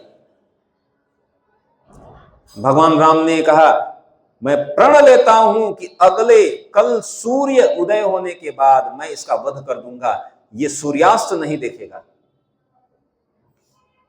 अब व्यक्ति भगवान राम रघुकुल रीति सदा चले आई, प्राण जाय पर वचन न जाए। भगवान राम ने अगर कोई प्रण ले लिया, वो व्यक्ति सुन गया, डर गया और हर जगह दौड़ने लगा, भागने लगा। अनेक लोगों के पास गया, अनेक महर्षियों के पास गया, कहा हमें हमारी रक्षा करो, हमारी रक्षा करो। बड़े बड़े राजाओं के पास गया, कहा रक्षा करो रक्षा करो। कहा मैं रक्षा करता हूं, बताओ। कहा किससे रक्षा करनी है? कहा कि मिथिला नरेश, अयोध्या नरेश श्री राम। मैंने कहा भाई माफ करो, चलो आगे बढ़ो।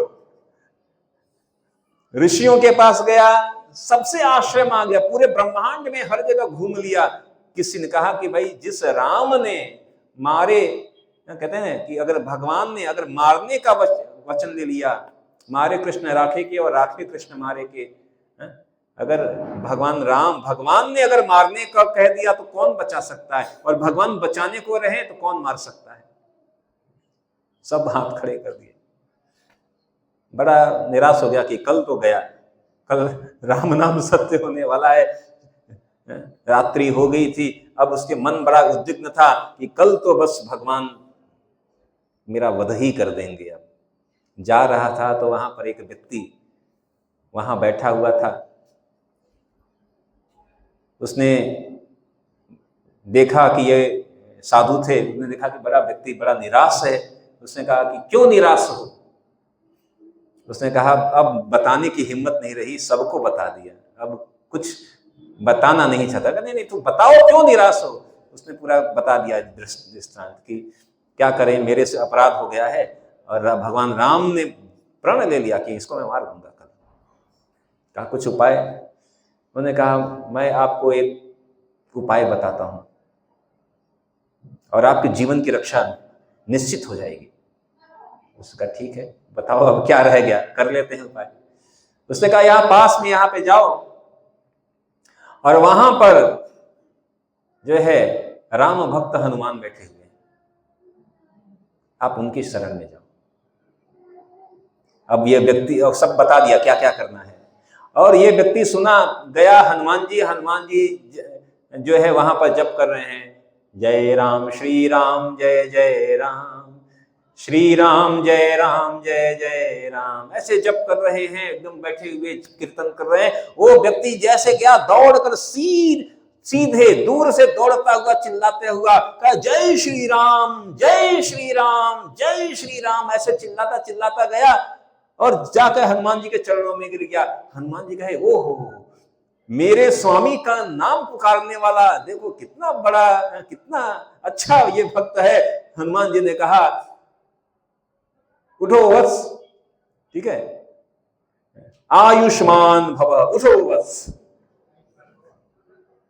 अब तुरंत वो उठा, कहा कि हनुमान जी आपने आशीर्वाद दिया, आयुष्मान भव, आयुष्मान मतलब कि आपकी लंबी आयु हो। कहा आपने आशीर्वाद दिया आयुष्मान भव, लेकिन आपके ही स्वामी श्री राम ने प्रण लिया है कि कल सूर्य उदय होते ही मार डालेंगे। हनुमान ने कहा पहले बताना था, पहले बताना था ये सब। अब हनुमान जी धर्म संकट में है कि स्वामी ने अगर कहा, स्वामी भक्त है हनुमान जी, उन्होंने कहा कि ठीक है कल सुबह देखते हैं। सूर्य उदय हुआ अगले दिन भगवान राम ने अपना राम बाण चलाया। राम बाण मतलब कि एक बार निकल गया तो लक्ष्य का भेदन किए हुए बिना रुकता नहीं है। भगवान राम ने अगर प्रत्यंचा चढ़ा ली, ठीक है, जिस समय परशुराम संवाद हुआ था उस समय परशुराम जी ने कहा कि अगर तुम राम हो तो ये धनुष पर बाण चला के दिखाओ। तो भगवान राम ने बाण चला दिया तो उनको विश्वास हो गया कि ये स्वयं भगवान है। फिर भगवान राम ने कहा कि देखो अब मैंने बाण चला दिया है, अब ये उतर नहीं सकता, अब इसको चलाना ही पड़ेगा, बताओ कहां चलाऊं। तो उस समय परशुराम जी ने कहा कि आप इसको दक्षिण में चलाओ और मेरे अहंकार पे चलाओ। हालांकि परशुराम जी भी स्वयं भगवान है। 3 राम शास्त्र में कहे गए, परशुराम, श्री राम और बलराम, तीनों ही भगवान हैं। तो इधर भगवान ने राम बाण चलाया और भगवान इधर हनुमान जी ने कहा कि देखो मैं अपनी शक्ति से तुमको कुछ आशीर्वाद नहीं दिया हूं, आपने मेरे स्वामी का नाम बोला तो मैं अपने भगवान श्री राम के नाम के शक्ति पर मैं तुम्हारी रक्षा करूंगा। हनुमान जी ने उसको पीछे बिठा दिया और भगवान के नाम का जप करने लगे। भगवान के नाम का जप कर रहे हैं, हरे कृष्णा कृष्ण कृष्णा हरे हरे, हरे राम राम राम हरे हरे। भगवान राम का बाण आ रहा है और आकर आगे रुक गया। सामने हनुमान जी बैठे हैं, भगवान राम का नाम का जप कर रहे हैं, बाण आगे नहीं बढ़े। अब भगवान राम सोच रहे हैं कि बाण चलाए तो कितने दिन हुआ वापस नहीं आया ये लक्ष्य भेदन करके। सैनिकों को भेजा, देखो पता करो मेरा राम बाण वापस नहीं आया। राम बाण कभी विफल नहीं होता, इसलिए हम कहते हैं ना ये राम बाणौषधि है। राम मतलब काम करेगी ही करेगी, कुछ भी हो जाए। आकर बताया कि अरे आपका बाण रुका हुआ है, आगे बढ़ ही नहीं रहा है। भगवान राम कहे देखे क्या है, जब जाके देखे तो राम बाण, हनुमान जी आगे खड़े हुए हैं, भगवत नाम का जप कर रहे हैं, कीर्तन कर रहे हैं, नाच रहे हैं, और वो जो व्यक्ति जिसको भगवान राम मारने वाले थे वो पीछे पीठ के पीछे छिपा हुआ है। भगवान राम वहां पर आए, कहे हनुमान साइड प्लीज। राम में इसको मैंने प्राण दंड दिया है। हनुमान जी ने कहा कि भगवान आपके लिए तो मेरा प्राण निछावर है, लेकिन आपने इसको मारने का प्रण दिया है और मैंने आपके नाम के शक्ति पर इसको बचाने का प्रण दिया है।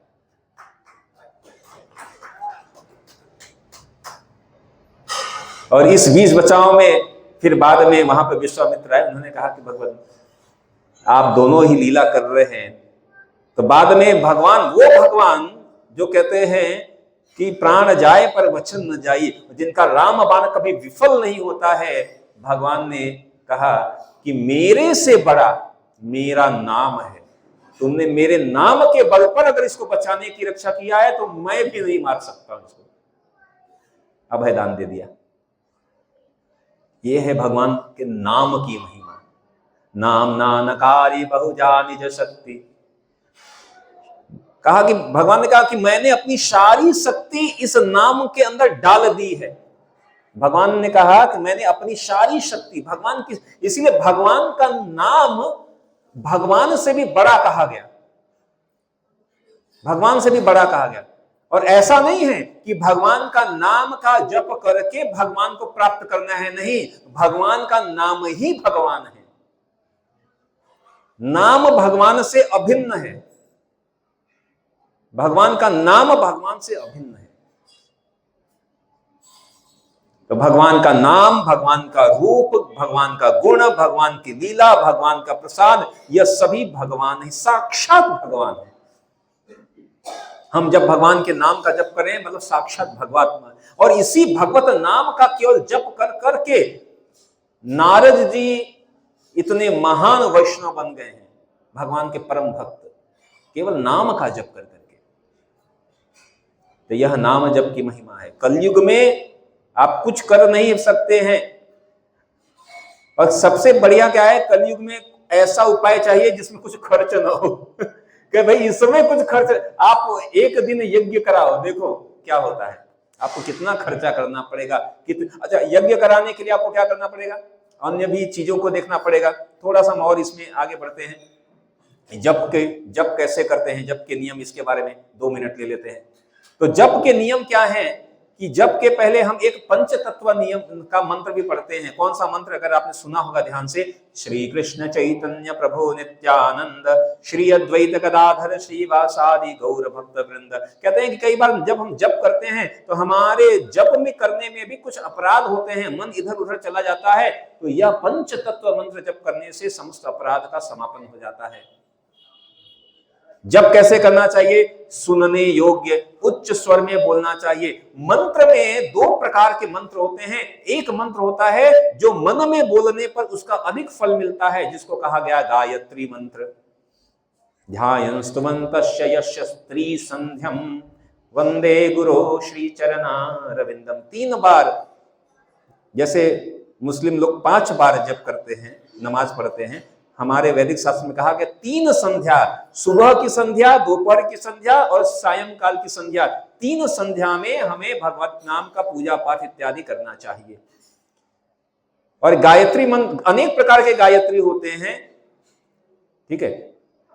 जिसको आप गायत्री मंत्र कहते हैं वो उसको ब्रह्म गायत्री कहते हैं। और गायत्री मंत्र के लिए शास्त्र में कहा गया कि अगर आप मन में जप करें तो उसका अधिक फल है, और अगर बोलते समय आपके होंठ हिल गए तो उससे कम, और अगर स्वर निकल गया तो सबसे कम। लेकिन महामंत्र के बारे में कहा गया कि अगर आप उच्च स्वर में, मन में भी बोल सकते हैं, उच्च स्वर में भी बोल सकते हैं, क्योंकि जब हम मंत्र महामंत्र बोलते हैं तो अन्य पशु पक्षी कीड़े मकोड़े इत्यादि पेड़ पौधे उनको भी श्रवण का लाभ मिलता है। उच्च स्वर में प्रत्येक नाम का उच्चारण स्पष्ट होना चाहिए, आदर पूर्वक, समर्पण पूर्वक, एकाग्रचित होकर जप करना चाहिए। सबसे बड़ी बात है कि आप किसी भी समय, किसी भी जगह बैठकर, चलकर, किसी भी दिशा में जप कर सकते हैं। न नियमत स्मरणे न कालः। आपको यज्ञ करना है, देखना पड़ेगा पूर्व दिशा है, पश्चिम दिशा है, उत्तर दिशा है। आपको मंदिर बनाना है, पूरब पश्चिम उत्तर दक्षिण सब देखना पड़ेगा। मुहूर्त देखना पड़ेगा, कौन सा मुहूर्त चल रहा है, शुभ मुहूर्त चल रहा है, काल बेला तो नहीं चल रही है, और शुभ मुहूर्त तो नहीं चल रहा है। सामग्री का एकत्रित करनी पड़ेगी, पुरोहित बनाना पड़ेगा, स्वच्छता रखनी पड़ेगी, धन खर्च करना पड़ेगा, बहुत चीजें। नाम जप करने के लिए आप पूरब है, पश्चिम है, उत्तर है, दक्षिण है, ऊपर है, नीचे है, दाएं है, बाएं, कोई देखने के नहीं है कि किस दिशा में जप करें। किसी भी दिशा में करो। बैठ कर कर सकते हो, बैठ कर करो, चल कर कर सकते हो, चल कर करो। कोई मुहूर्त देखने की जरूरत नहीं है। गीता में भगवान ने कहा सततम कीर्तयन्तो माम, 24 घंटा करना है। तो कौन सा मुहूर्त देखे, कौन सा सही है, कौन सा गलत है। इसीलिए कहा गया भगवान का नाम जप करना। भगवान का नाम इतना शुद्ध है, भगवान का नाम इतना शुद्ध है कि कहते हैं कि सबसे अशुद्ध अवस्था होती है सूतक अवस्था, जब घर में किसी की मृत्यु हो जाती है और उस समय सारे पूजा पाठ मंत्र इत्यादि का कार्य बंद हो जाता है। आप भगवान का मंदिर का स्पर्श नहीं कर सकते, मंदिर में जाना निषेध हो जाता है। लेकिन जैसे ही कोई मरता है तो लोग क्या कहते हैं, राम नाम सत्य है, राम नाम का धुन जपते हैं।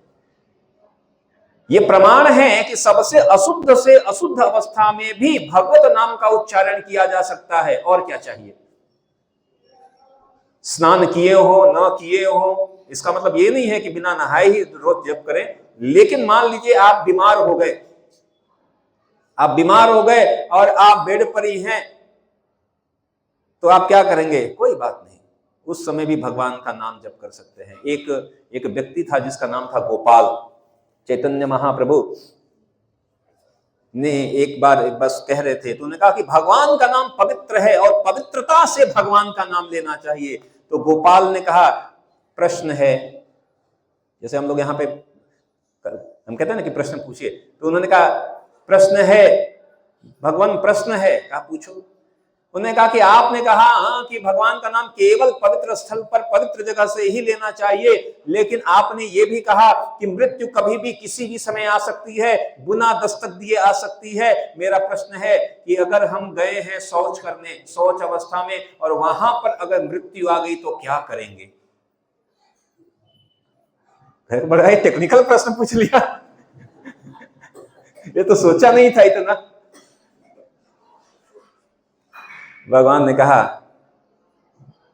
कि हे गोपाल, आज से तुम्हारा नाम बदलकर तुम्हारा नाम गोपाल गुरु करते हैं, और मैं यह उद्घोषणा करता हूं कि भगवान का नाम अशुद्ध से अशुद्ध अवस्था में भी लेके सकते हैं, मतलब शौच आदि करते समय भी आप भगवान का नाम ले सकते हैं। हमारे एक बड़े महान वैष्णव हुए, उनको बड़े लोग परेशान करते थे, जहां जाते थे बड़े महान वैष्णव थे, सब लोग उनको उनके पीछे उनका दर्शन करने के लिए आते थे।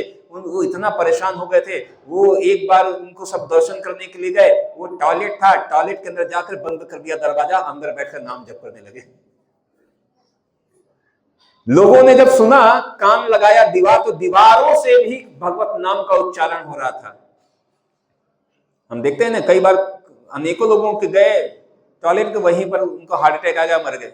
कोई कब मृत्यु कब आ जाए, तो शास्त्र कहता है कि उसी भगवत नाम कभी भी जो है अपवित्र नहीं होता। हर स्थिति में, किसी भी स्थिति में, स्नान किए हो न किए हो, शुद्ध हो अशुद्ध हो, किसी भी अवस्था में भगवत नाम का उच्चारण कर सकते हैं। अब और क्या चाहिए? न तो दिशा देखनी है, न तो आपको स्वच्छता देखनी है, न तो आपको कुछ नहीं देखना है, मतलब ये कर सकते हैं, लेकिन हमें चाहिए कि जितना संभव हो सके स्वच्छ होकर ले तो और अधिक अच्छा है।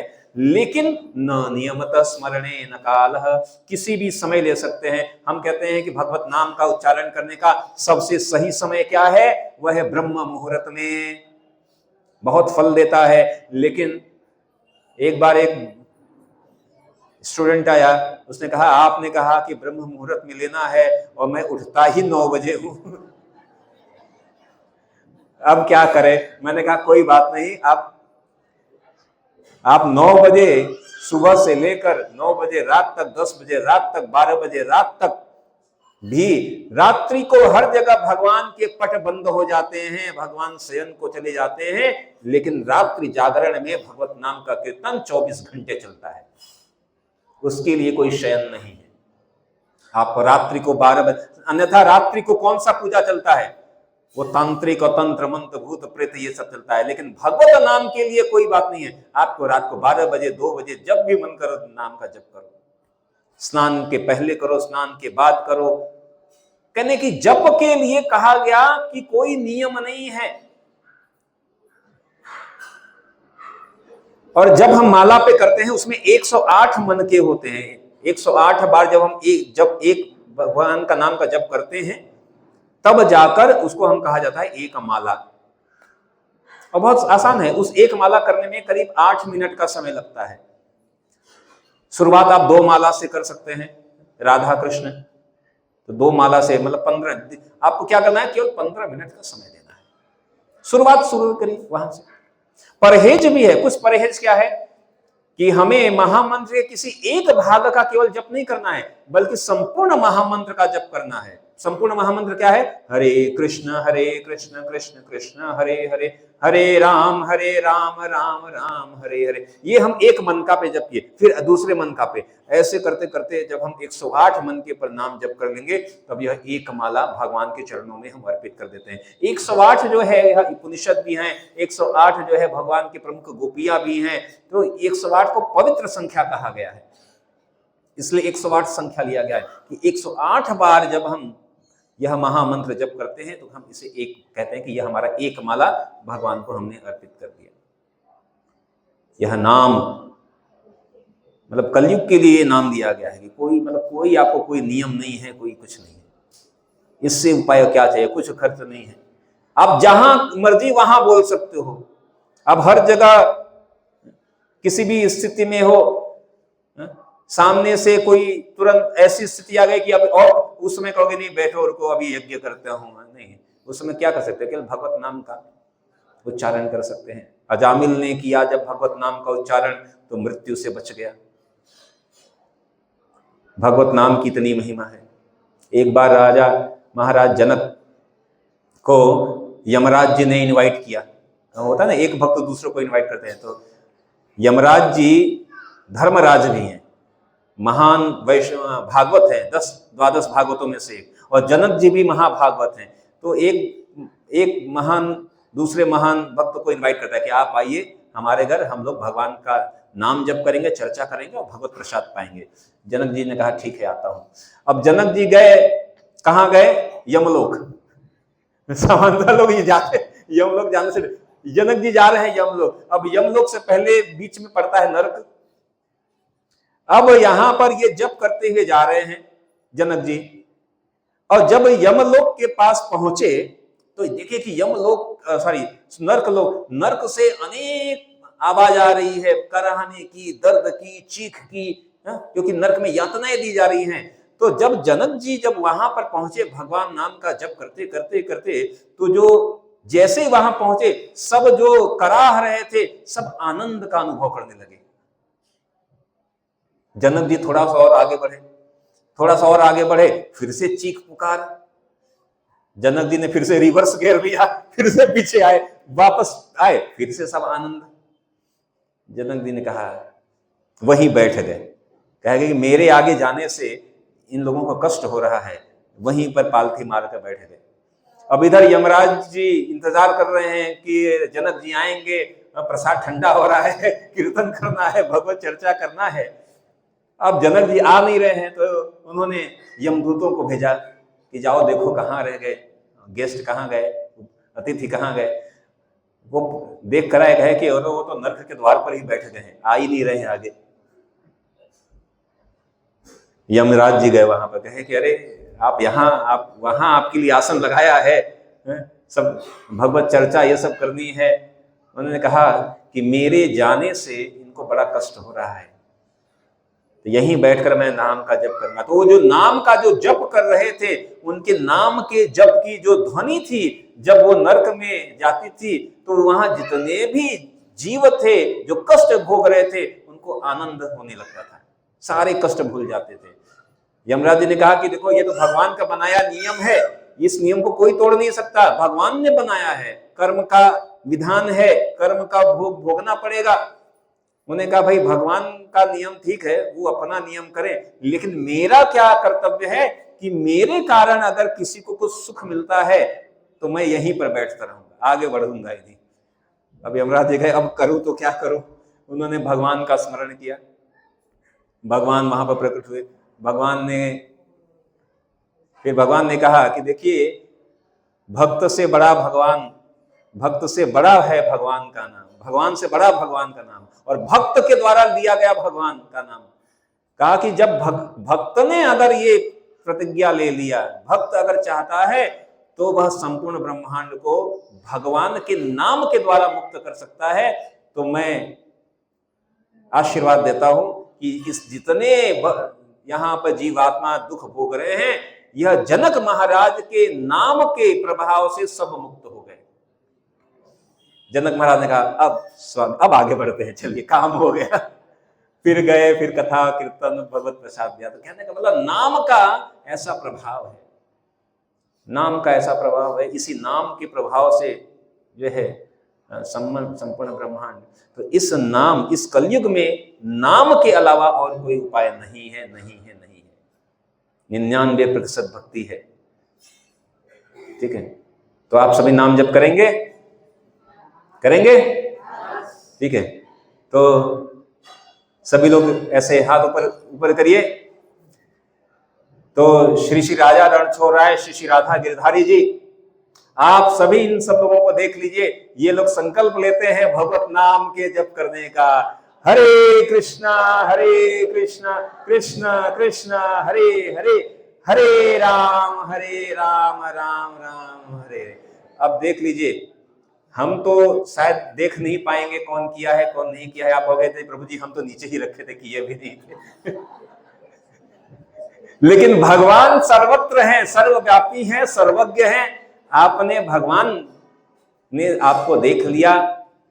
अब भगवान देख लिए तो वो कहा गया है कि यह भगवान, यह भक्ति एक ऐसा रास्ता है कि अगर आप एक बार इसकी तरफ चले जाइए, रूप गोस्वामी कहते हैं कि देखो देखो भगवान के धाम वृंदावन कभी मत जाना, उन्होंने कहा अगर वृंदावन अगर चले भी गए, ठीक है, तो वृंदावन में जो है यमुना के तट पर कभी मत जाना। कहा अगर यमुना के तट पे चले गए तो भी ठीक है, वहां पर एक बंसी बजाने वाला कन्हैया है, उसको कभी मत देखना। और अगर आपने उसको एक बार देख लिया तो कहे कि फिर ये यू टर्न नहीं ले सकते हैं। भक्ति ऐसा है कि आप यू टर्न नहीं है, एक ही रास्ता है। भगवान ने आपको पकड़ लिया, अब कहोगे छोड़ो छोड़ो छोड़ो, कहे कि तुमने पहले क्यों कहा था पकड़ो। भगवान ने पकड़ लिया तो अब छोड़ेंगे नहीं। तो आप सबने संकल्प लिया है, लेकिन यह यकीन मानिए, हम एक एडवर्टीजमेंट आता है कि पहले इस्तेमाल करो फिर विश्वास करो। लेकिन भगवत नाम के आधार पर, भगवान के नाम की शक्ति के आधार पर मैं आपको यह चैलेंज देता हूं कि आप इस भगवत नाम का उच्चारण करके देखिए। हम नाम का उच्चारण क्यों करते हैं? क्योंकि हमें भगवान से प्रेम है। जब प्रेम जिससे होता है उसके बारे में हम दिन भर सोचते रहते हैं, उसके बारे में ही बोलते रहते हैं। कथयन्तश्च माम नित्यम, उसके बारे में ही कहते हैं, अरे देखो भगवान ऐसे दिखते हैं, ये करते हैं, ये करते हैं। ऐसा लोग कहते हैं। एक बार मैं जब गुजरात में पहली बार आया तो मैंने कहा कि गुजरात में एक चीज बड़ा कॉमन है, हर चीज में, हर उत्सव में वो गरबा जरूर खेलते हैं। हाँ, बस किसी की मृत्यु हो जाए तो नहीं करते हैं, नहीं तो मैंने कहा ये बड़ा अच्छा है, मैं रिलेट कर पा रहा हूं कि ये जो हरे कृष्ण महामंत्र है ये गरबा की तरह है, लेकिन प्लस उससे अधिक है, क्योंकि हम मृत्यु के समय भी ये मंत्र जपते हैं। हम जन्मदिन हो, शादी हो, विवाह हो, उत्सव हो, ये हो नहीं हो, दिन हो रात हो, हरे कृष्ण मंत्र जपते हैं। तो भगवत नाम कभी भी, कहीं भी, किसी भी समय इतना सरल तरीका और कोई उपाय और हमारे लिए और क्या चाहिए। तो यह नाम जप आप सभी करिए। आप सभी लोगों को हम रविवार को हमारा हरिनाम संकीर्तन है, तो उस दिन हम आप सबके लिए मंदिर से जप माला भी लेकर आएंगे। जब तक आपके पास जप माला नहीं है तब तक आप ऐसे ही भगवान के नाम का जप कर सकते हैं। आज से ही शुरू कर सकते हैं, ऐसे तो कर ही दिया और अभी हम करेंगे भी, अभी समाप्त हो गया आज का। तो आज अभी हम भगवान नाम का जप करेंगे, कीर्तन करेंगे, और यह अवसर हमें बारंबार प्राप्त होगा। आपका संघ, संघे शक्ति कलयुगे, इस कलयुग में संघ में शक्ति है।